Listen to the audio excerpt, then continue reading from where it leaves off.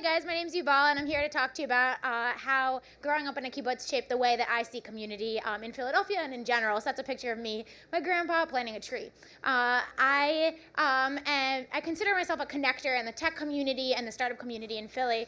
You guys might know me from some of these organizations, but not a lot of people know that I grew up in a socialist labor Zionist farm town in Israel. So, to say it lightly. But a kibbutz, for those of you who said you didn't know, and I didn't realize there were that many people up there, is a small socialist farm where everyone pools all their resources together for the greater good of the community. And growing up in that town made me think very differently about the way, when I'm in Philadelphia, how I interact with others. So I'm not here to explain to you or convince you that Philly should be a socialist commune. But if you do think that, I want to talk to you later, because that would be really interesting. I'm here to share a few of these ideas with you. So give what you can, take what you need, get to know others and be part of their lives, and then make decisions together and share meaningful experiences. Those are three of the values that I learned as a kid.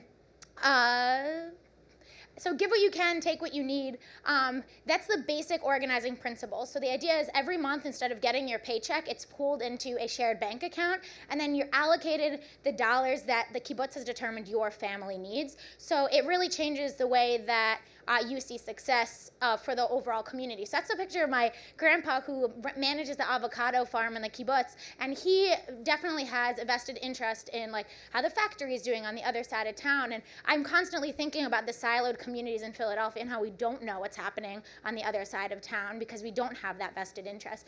But at the end of the day, we all rise when the community rises, and we all fall when the community falls. Whether you're in a socialist town or you're in Philadelphia, we're all affected by our success, and we're all affected by our failures. So your picture of Broad Street Ministry, because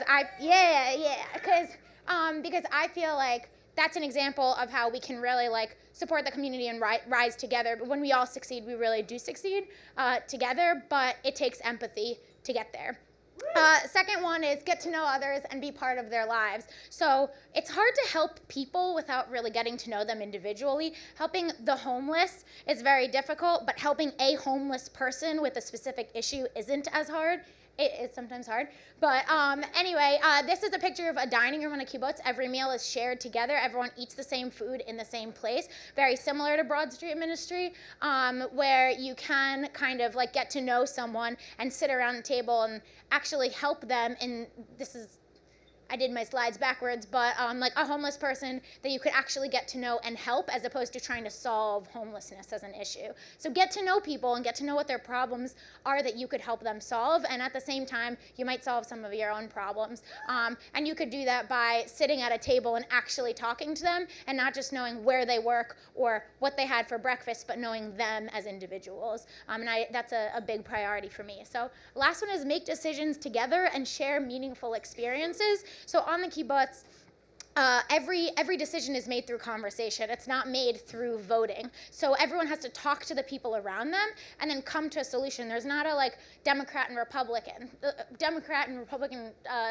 And you have to vote one or the other. You have to have a conversation. So this is a picture of a holiday celebration that the kibbutz puts together to create the experience they want to have when it comes to celebration.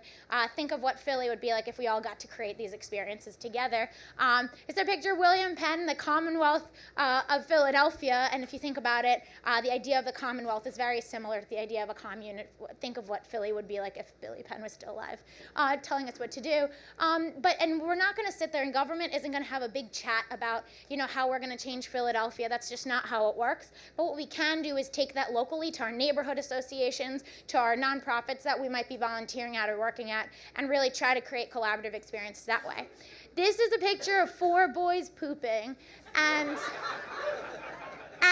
I'm just going to say that we draw the line there, that we don't need to bring this to Philly, although during the Pope weekend we did have a lot of porta potties, and it did feel like a shared experience. This is just a summary of everything that I was was speaking about, and how it really is possible to do in Philadelphia. These aren't crazy ideas that you have to, like, you don't have to live on a kibbutz to have them. If you do have extra time, but you might not have the money to give, you can volunteer at a local organization where time matters more than money, like Mighty Writers. If you want to get to know people in Philadelphia that need help, you can have dinner with someone from Broad Street or someone from your work or someone from your community that you might not know. And the last one is joining a neighborhood association where you can impact your local community and make decisions together. So yeah, that's it. Thanks.